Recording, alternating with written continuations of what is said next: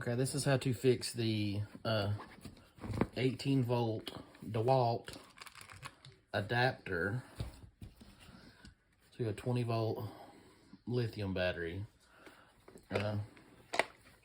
This is the adapter DeWalt sent me.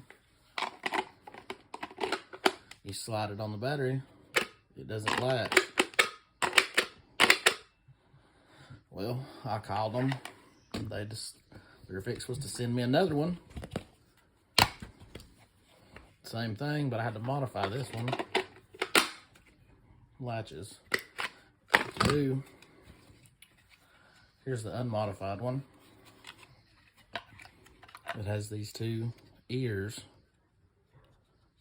on the front of the adapter. This was a rough one. I just broke them off with some pliers. I'll break those ears off. And then your 20-volt battery will latch on. I still haven't found a fix for